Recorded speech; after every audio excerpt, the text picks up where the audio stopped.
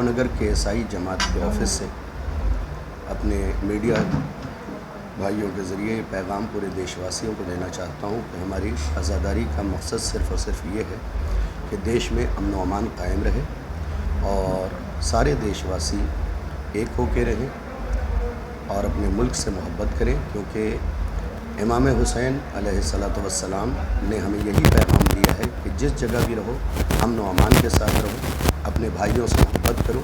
इमाम हुसैन अलैहिस्सलाम हमारी दाहिनी आँख है और हमारा मुल्क हमारी बाईं आँख है, दोनों की हिफाजत हमारी ज़िम्मेदारी है और हम पूरी कम्युनिटी की तरफ से तमाम देशवासियों को ये पैगाम देना चाहते हैं कि हमेशा मिल के रहें, एक रहें और अपनी बातों को सलीके से रखें, तरीक़े से रखें।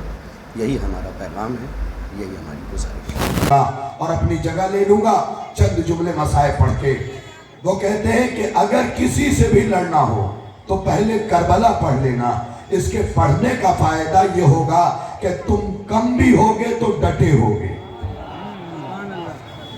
और दूसरा जुमला उसने कहा कि अगर जिंदगी गुजारना है तो हुसैन के चाहने वालों की तरह गुजारो, हुसैन के चाहने वालों की तरह गुजारो और हुसैन की तरह गुजारो। जुमला उसका सोने के पानी से लिखे जाने के काबिल है।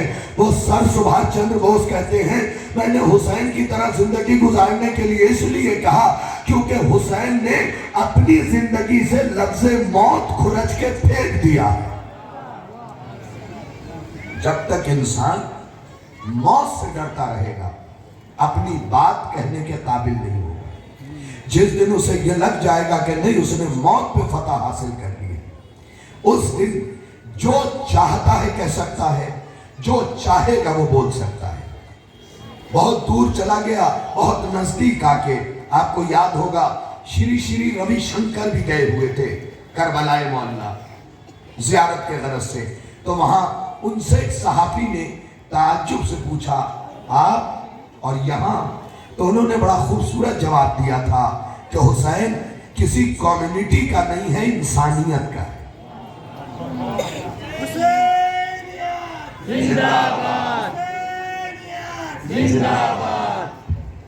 हुसैन किसी कम्युनिटी का नहीं है, इंसानियत का है, क्योंकि हुसैन ने इंसानियत को बचाया है। उसके बाद जो एक जुमला वापस आने के बाद उन्होंने कहा था वो मैं चाहता हूं कि भावनगर के तमाम मुसलमानों को, तमाम अपने अजीजों को सुना दूं।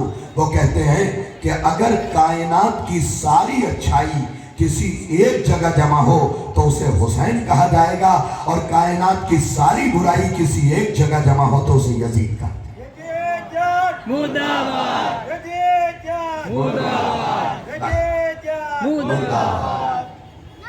ये तो यार ये तो हमारे हिंदू भाइयों और उनके विद्वानों के जुमले थे। आओ चले अजमेर की धरती पे, जहां पीरों के पीर ख्वाजा गरीब नवाज कहते हैं शाह अस हुसैन बादशाह। सारे मिल के पढ़ा करो ताकि कौम को पता चले कि ख्वाजा के मिसरे शिया कम्युनिटी को याद है।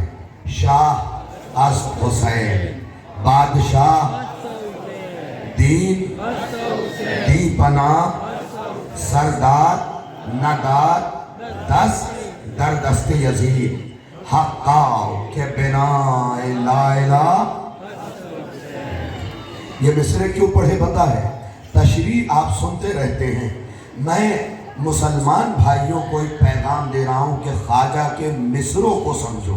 भाइयों, जब ख्वाजा ने मिसरों में नहीं जमा किया तो कोई भी साहिबान इस्लाम यजीद और हुसैन को एक दिल में जमा ना करे। यही ख्वाजा का पैगाम है।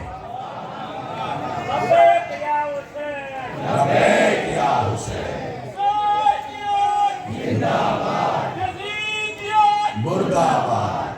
ख्वाजा ने पैगाम दिया कि देखो मैंने मिस्रों में भी जमा नहीं होने दिया है, लिहाजा तुम्हें एक दिल में जमा ना होने देना। याद रखो शराब और कौसर एक जगह जमा नहीं हो सकता। शराब और कौसर एक जगह जमा होने के काबिल नहीं है। सलसबील और नजिश शय एक जगह जमा होने के काबिल नहीं है। लिहाजा कभी भी दोनों मोहब्बतें एक जगह जमा न करना। जहां हुसैन होगा वहां यजीद नहीं होगा।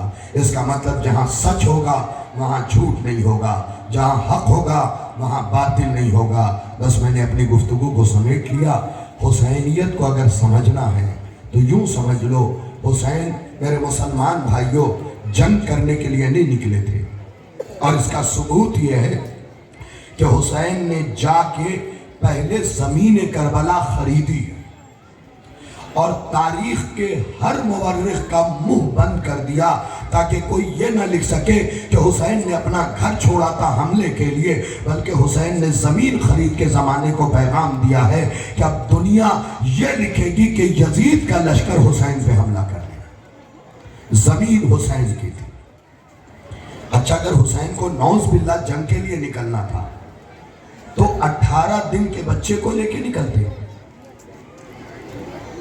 और यजीद के जालिम होने का सबूत इस बात से है कि चलो उनकी निगाह में नौज़ बिल्लाह हुसैन मुजरिम थे, 6 महीने के बच्चे की क्या खता थी। यहीं से मैंने मसाइब के जुमले शुरू कर दिए।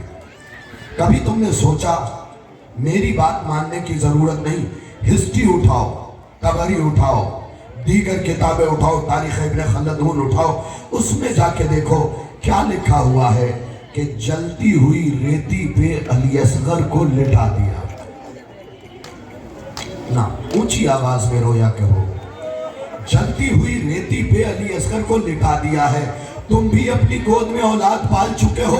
मैं तुमसे पूछना चाहता हूं कि अगर तुम अपने बच्चे को इस धूप में घर से बाहर लेके निकलते हो ना, तो माँ कोई कपड़ा सर पे रख देती है, लेकिन हाय रे गरीब हुसैन जब मैदान में लेके आया है और अपनी एबा से निकाला तो जलती जमीन पे लिटा दिया।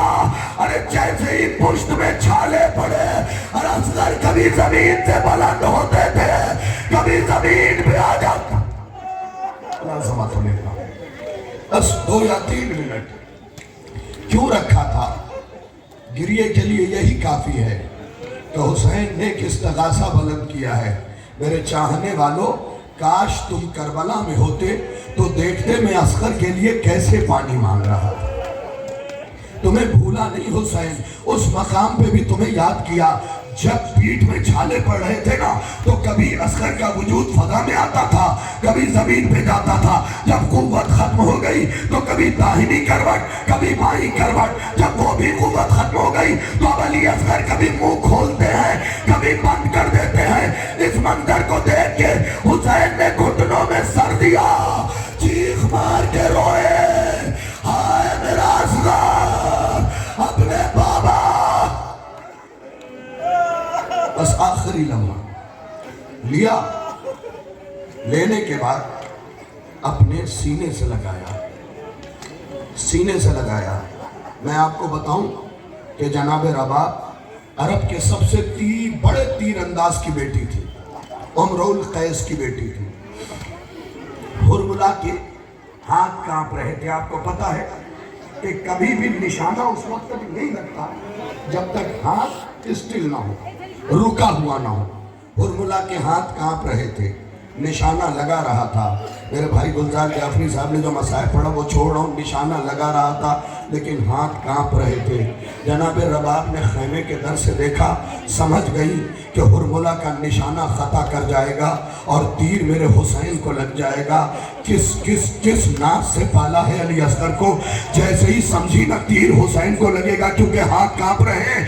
खैमे के दर से आवाज दिया, आखिरी जुमला है, असगर खबरदार। यही सुना ना आपने कि हुमक के असगर ने गले पे तीर ले लिया, क्योंकि असगर को पता था माँ क्या समझाना चाहती है, तीर का लगना था। असगर ने खैमे की तरफ देखा, आंखें भीगी, बस इतना बेज़बानी से कहा, अम्मा